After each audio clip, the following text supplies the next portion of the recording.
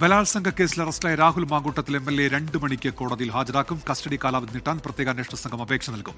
വൈദ്യപരിശോധനയ്ക്കായി രാഹുലിനെ പത്തനംതിട്ട ജില്ലാ ആശുപത്രിയിലേക്ക് കൊണ്ടുപോയി. അതേസമയം മൂന്നാമത്തെ ബലാത്സംഗ കേസിൽ അതിജീവിതയ്ക്കെതിരെ രാഹുൽ മാങ്കൂട്ടത്തിന്റെ വിശ്വസ്തൻ ഫെനി നയനാൻ രംഗത്തെത്തി. 2 മാസം മുൻപ് വരെ പരാതിക്കാരി തന്നോട് സംസാരിച്ചിരുന്നുവെന്നാണ് ചാറ്റുകളുടെ സ്ക്രീൻഷോട്ട് പുറത്തുവിട്ട് ഫെനി നയനാന്റെ വാദം. ഷിജോ കുര്യനുണ്ട് പത്തനംതിട്ടയിൽ നിന്ന്. ഷിജോ, വിവരങ്ങൾ.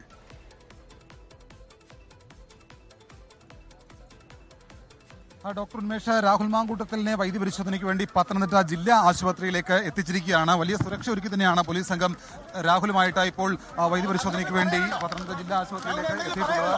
വലിയ സുരക്ഷയുണ്ട്. രാഹുലിനെ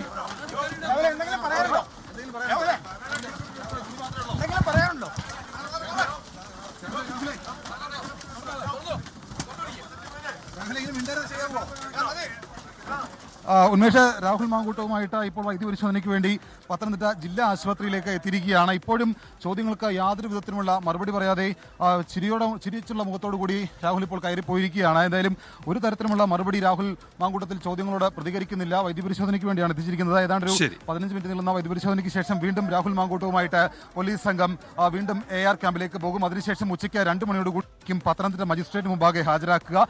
ഇന്ന് പൊങ്കലടക്കമുള്ള പ്രാദേശിക അവധി, പൊങ്കൽ കാരണം കോടതി അവധിയാണ്. അതിനുശേഷം തിരുവല്ല മജിസ്ട്രേറ്റ് കൂടി അവധിയാണ്. അതുകൊണ്ടാണ് പത്തനംതിട്ട മജിസ്ട്രേറ്റ് മുമ്പാകെ രാഹുലിനെ ഹാജരാക്കുക. അതിനുശേഷം റിമാൻഡിലാണോ വീണ്ടും കസ്റ്റഡിയിലേക്ക് വിടുമോ എന്നുള്ള കാര്യങ്ങൾ കൂടി അറിയേണ്ടതായിട്ടുണ്ട്. എന്തായാലും വൈദ്യപരിശോധനയ്ക്ക് വേണ്ടി രാഹുലുമായിട്ട് ഇവിടേക്ക് കയറി പോയിട്ടുണ്ട്. രാഹുലിനോട് എന്തെങ്കിലും തരത്തിലുള്ള പ്രതികരണത്തിന് സാധ്യതയുണ്ടോ?